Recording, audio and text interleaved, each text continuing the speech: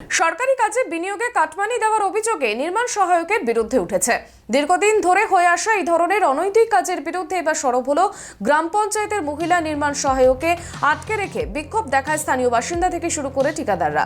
বুধবার দুপুরে জলপাইগুড়ি ময়নাগুড়ি ব্লকের মাধবডাঙ্গা 1 নম্বর গ্রাম পঞ্চায়েতের এই ঘটনাকে কেন্দ্র করে চাঞ্চল্য ছড়িয়েছে। ঠিকাদারদের পরিষ্কার বক্তব্য, যে কোনো কাজ হলে সে কাজের বিল পাস করাতে গেলে দিতে হচ্ছে মোটা অঙ্কের কাটমানি। যদিও এই ঘটনায় অভিযুক্ত নির্মাণ সহায়ক ভূপালী বিশ্বাস নিজের বিরুদ্ধে ওঠা সমস্ত অভিযোগ অস্বীকার করেছেন।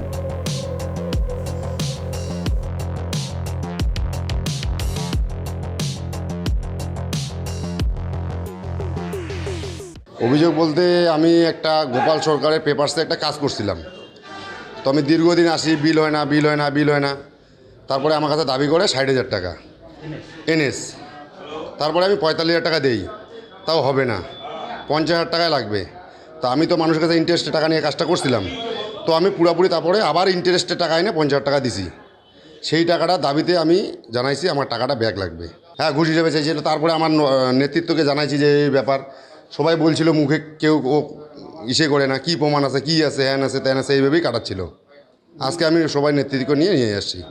ওনাদের আমার প্রতি অন্যরকম একটু রাগ আছে, আমি সেটা জানি সেটা কী কারণ, এই জন্য ওনারা আমার সাথে কী কারণে রাগ আছে? এগুলো এখন মানে বলতে গেলে অনেক কিছু বলার। যার কথা বলছে সে আজ পর্যন্ত তার নামে কোনো কাজে কোনো ওয়ার্ক অর্ডারই নেই। ওনার কাছে উনি জাস্ট বলে গেলেন, আমি কী করবো, আমাকে বলে যাচ্ছে। এরা কি সব ঠিকাদার যারা? না, সব ঠিকাদার না, কিন্তু ওনারা রাজনৈতিক নেতা, ওনারা সাইড থেকে ঠিকাদারি করেন। কিন্তু দেখো, এই জিবির মতো কাজ আর এই জিবির মতো কোনো জিবিতে হয় না। অ্যাকচুয়ালি এই যে কাজগুলো ছিল, এই কাজগুলো অ্যাকচুয়ালি মানে ওই ব্রিজটা কোথায় ব্রিজ ছিল এটা ব্রিজ মালোপাড়ায়। ব্রিজটা কত মিটার হবে? বেশ ভালোই লম্বা চড় হবে, 20 এরকম হবে না, 20-25।